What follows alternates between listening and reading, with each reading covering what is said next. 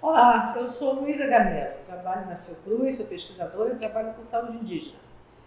Na aula passada nós falamos um pouco a respeito do subsistema de atenção à saúde indígena, falamos sobre suas origens ligadas ao Sistema Único de Saúde, que tem a ver com toda uma política de reconhecimento dos direitos de cidadania em várias áreas, saúde, educação, saneamento, as terras, e que esse direito também foi estendido às populações indígenas, muito em parte devido a lutas dos próprios índios para que se reconheçam os seus direitos de cidadania. Ao final da aula anterior, depois da gente falar dessa origem do subsistema de saúde indígena, nós começamos a falar sobre alguns problemas que o subsistema enfrenta, problemas de qualidade, nem tudo está funcionando a contento. E uma das temáticas que ficaram de ser explorada nessa aula foi a questão da atenção diferenciada. Então, a discussão da atenção diferenciada é importante porque esse princípio da atenção diferenciada, que faz parte do modelo de assistência proposto e regulamentado pela Política Nacional de Atenção à Saúde dos Povos Indígenas do Ministério da Saúde, é que caracteriza aquilo que é específico, aquilo que expressa a sensibilidade cultural com as diferenças das culturas indígenas e que elas têm o direito de preservar, de manter no seu atendimento à saúde. E tem algumas coisas que não estão funcionando a contento, não estão devidamente implementadas e são motivo de debate, de discussão, que é uma das coisas que a gente vai trabalhar um pouco aqui hoje, problematizando isso. Então, no subsistema de saúde indígena, a gente já verificou também que houveram um conjunto de avanços. Aconteceram avanços que são importantes. Então, avanços como o que a gente chama de extensão de cobertura. O atendimento ele foi elevado, foi estendido às terras indígenas. Então, todas as terras indígenas hoje, elas têm de uma forma ou de outra cobertura assistencial, ou seja, tem profissionais atendendo, você tem unidade de saúde, você tem ações de vacinação sendo realizadas, você tem pré-natal, controle de doenças mais comuns naquela região. Esse é um dos avanços que efetivamente aconteceu e vem acontecendo. Pode não estar ainda 100%, mas afinal de contas o Sistema Único de Saúde também exige muito aprimoramento, mas pode ser entendido como um avanço. Mas um dos limites do trabalho que está sendo feito no subsistema de saúde indígena é a capacidade ou a possibilidade de implantar o que a gente chama de atenção diferenciada. Existem várias razões para isso. Um primeiro problema é que não tem clareza na documentação oficial, na documentação do Ministério da Saúde, nas discussões dos conselhos de saúde, do que seja atenção diferenciada. Ou seja, afinal de contas, o que é esse diferente? Como é que deveria ser diferente uma ação de saúde que é feita na comunidade? Em que esse diferente se caracteriza? O que isso tem a ver com as culturas indígenas? E o que é mais importante? Por quê? Para quê? Para que serve ter uma atenção diferenciada? São perguntas como essa que são objeto de reflexão e de entendimento que precisam ser clarificadas, precisam ser aprimoradas para que a gente consiga avançar nesse tema. Uma primeira coisa importante em relação à atenção diferenciada é que esse princípio que orienta a política de saúde indígena, ele quer dizer o quê? O reconhecimento de que existem grupos originários, de que existem grupos que têm modos de viver diferentes, valores, formas de comportamento, cosmologias, formas de tratar dos seus problemas de saúde, línguas diferentes que têm que ser respeitadas, que têm que ser valorizadas e que, portanto, têm que ter direito a um atendimento à saúde mais próximo àquilo que as comunidades consideram como uma coisa adequada. E então, a atenção diferenciada ela tem valor no sentido político, do reconhecimento do direito dos indígenas de preservar os seus próprios modos de viver. Mas ela também tem sentido e significado de uma forma prática, porque nem tudo que está sendo feito nas aldeias de atendimento à saúde atende às necessidades, às especificidades dos grupos que vivem ali e que são atendidos por profissionais de saúde. Nós vimos na aula passada de que uma das requisitos de trabalhar na saúde indígena era que os profissionais fossem capacitados para atuar em contexto intercultural. Ou seja, não basta ter aprendido a ser médico, ser enfermeiro, ser dentista, ser farmacêutico.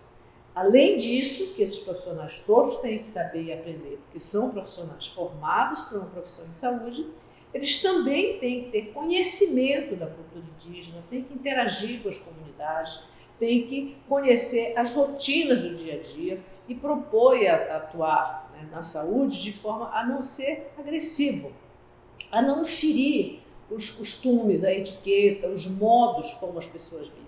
E para isso você então tem que ter o conhecimento. Então, do ponto de vista também prático, a atenção diferenciada, ela implica em interagir, em dialogar, em se relacionar com as pessoas. Ela implica numa convivência e num conhecimento do modo como aquela cultura se organiza. Um dos problemas para você implantar uma atenção diferenciada que funcione de uma maneira harmoniosa e adequada está ligado àquilo que nós chamamos em saúde de modelo assistencial. Então, o que é um modelo assistencial? O modelo assistencial é a maneira como você organiza assistência em saúde. Ou seja, como é que você oferece serviços, como é que você define o que vai ser feito para aquelas pessoas, para aquelas famílias, para aquela comunidade. E no sistema de saúde como um todo, e no subsistema de saúde indígena também, o modelo assistencial que é predominante, digamos assim, é o que nós chamamos de modelo biomédico. Essa palavra tem que ser entendida um pouco mais. Ela é mais ou menos uma fusão de biológico, né, com medicina. Ou seja, seria a medicina biológica. O que faz então o modelo biomédico? Ele é um tipo de cuidado que, primeiro, ele se preocupa principalmente com as doenças que já aconteceram, que já alteraram o corpo das pessoas. Ele é um modelo voltado, ao nome dizendo biológico, né, para a nossa dimensão biológica, ou seja, para o nosso corpo físico. Então, ele se preocupa essencialmente de fazer diagnósticos e tratamentos para o que acontece no corpo, fazendo exames, fazendo tratamentos que sejam atuando no próprio corpo. Então, esse modelo biomédico, ele é mais ou menos pautado pela ideia de que todas as pessoas têm corpos iguais, portanto, adoecem de maneira igual em todo lugar, seja lá quem for. Então, isso gera o quê? Um conjunto padrão de ações. Então, se você vai fazer vacinação, não tem vacinação diferente para paraibano, para paulista, para índio, para negro, para população chinesa. A vacinação é uma coisa só, porque o pressuposto é que os bichinhos, os micróbios, os vírus que fazem com que uma doença aconteça e que podem ser eliminados ou prevenidos pela vacinação são iguais em todo lugar. De um ponto de vista qualquer, de um certo ponto de vista, isso é verdade, né? O corpo das pessoas não é diferente, não tem diferenças importantes entre os diversos tipos de populações. Só que isso é uma verdade parcial, porque nós não somos feitos só de corpo. O ser humano é muito mais do que o seu corpo e do que acontece no seu corpo. Então, o ser humano ele precisa de outras coisas também. Ele precisa conviver com seus próximos, ele precisa ter harmonia, ele precisa ter fartura de alimentação, ele precisa ter um ambiente agradável para viver. O ser humano precisa de se relacionar com a família, tem valores, tem formas de organizar o cotidiano, tudo isso faz parte da saúde. E esse modelo biomédico, ele não é capaz de dar conta disso. Ele trabalha exclusivamente com o corpo. Agora, não vamos esquecer de que o modelo biomédico, o problema dele não é o que ele faz, né? É o limite do que ele consegue alcançar. Porque, naturalmente, se eu estiver hoje doente com uma pneumonia, um modelo biomédico vai ser capaz de tratar a minha pneumonia e me curar, não deixar que eu morra, porque ele vai ter um exame de raio-x, vai ver que eu estou com pneumonia, vai me dar um remédio que eu consigo tratar da pneumonia. Agora, se a minha pneumonia ela é de repetição, que acontece muitas vezes porque eu cozinho com um fogão cheio de fumaça, num ambiente enfumaçado, que está prejudicando meus pulmões, aí o modelo biomédico não consegue lidar com isso. Eu vou ter várias pneumonias e vou tratar várias vezes e vou voltar a adoecer, porque o determinante da minha pneumonia é o problema que eu tenho em casa, né? Que eu tenho um sistema de cozinhar que está jogando fumaça para os meus pulmões e está fazendo com que eu adoeça de repetição. E assim vai com muitos e muitos outros problemas de saúde que acontecem na nossa vida. Então, por isso, nós temos uma noção de modelo assistencial que é mais ampliado, que ele está preocupado e lida e tem que organizar suas ações com o que a gente chama de determinantes sociais da saúde. E o que são esses determinantes sociais da saúde? São as relações que nós temos com as pessoas. Já foi dito na aula anterior que os problemas de saúde, eles são desiguais, ou seja, eles acontecem de forma desiguais na sociedade. Se você tem pessoas que têm menor poder aquisitivo, menor escolaridade, têm menos emprego, têm menos renda, têm uma casa que as condições não estão tão boas, ou a alimentação não está muito saudável, o ambiente, né, não é um ambiente saudável, essas pessoas com certeza adoecerão mais e terão maior chance de morrer e menor acesso ao tratamento do que quem tem todas essas condições. Então, esses determinantes sociais da saúde, eles mostram isso. Eles mostram que as desigualdades da sociedade, elas geram certos tipos de doença e mais, geram certos tipos de desfechos. Quem consegue melhor tratamento, com certeza vai sobreviver melhor. Então, esse modelo assistencial biomédico, ele não é capaz de dar conta dessa dimensão da vida, né? A nossa vida não é feita só de corpo, que adoece e tal. Então, nós temos um modelo assistencial chamado de promoção da saúde, que é um modelo, sim, este sim, preocupado com a harmonia das relações, se as pessoas têm conflito, como é que elas vivem, como é que é a qualidade do alimento que elas têm acesso, como é que a vida delas está organizada.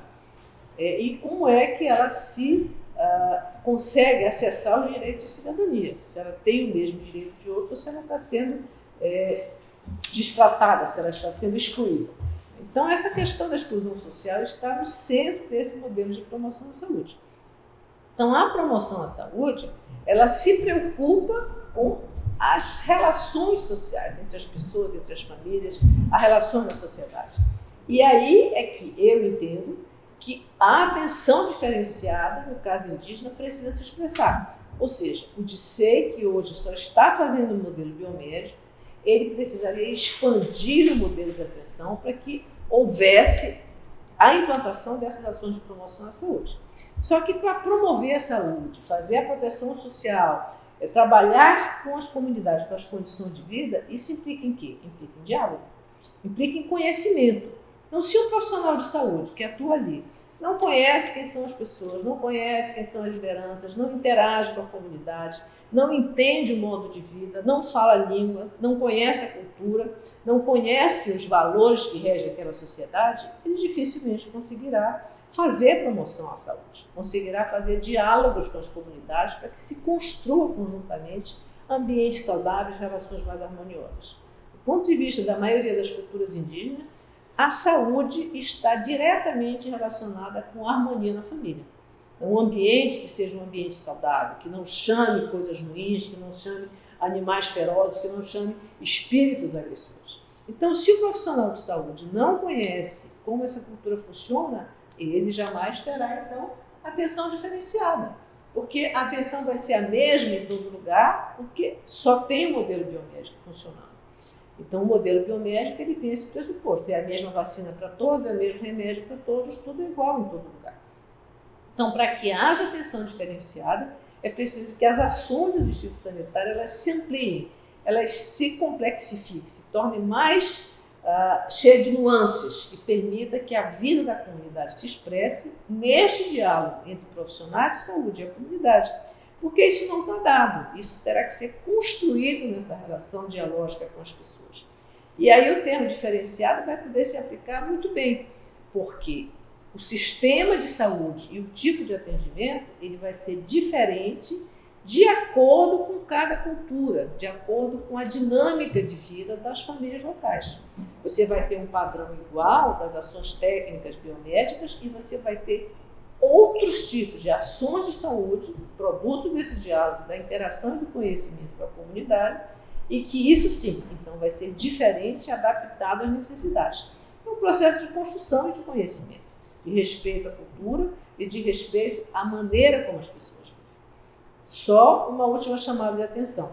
O modelo biomédico, mesmo que a gente tenha essas críticas, ele não é um modelo para ser abandonado, porque naturalmente ele também proviu muitos avanços, ele permite muitas melhorias na saúde das pessoas. Ele tem sido responsável por reduzir a mortalidade infantil, a mortalidade materna, dar uma velhice mais tranquila, com menos dores, combater hipertensão, diabetes, cura tuberculose. A questão não é que ele tenha que ser abandonado, ele é insuficiente para dar conta das necessidades de saúde da nossa vida. Ele é incapaz de gerar harmonia na comunidade. O que pode gerar harmonia na comunidade é o diálogo. O que pode gerar um ambiente adequado, saudável, comida farta, é o trabalho conjunto da comunidade. Então, isso sim permitiria atenção diferenciada e os de 6, então, não seriam mais de 6, todos iguais, gerando os mesmos números, as mesmas ações. Eles seriam de 6 que teriam a cara das pessoas que ali vivem, produto do diálogo entre profissionais que conhecessem a cultura, que convivessem com as pessoas e aquilo que a comunidade vivencia como valores e ações de saúde que são importantes para ela e que não podem ser atendidos pelo modelo puramente biomédico. Eu acho que, do meu ponto de vista, esse é o caminho que a gente pode perseguir a atenção diferenciada, que será, com certeza, produto da luta e do trabalho dos povos indígenas para aprimorar o sistema de saúde que eles têm direito. Obrigada.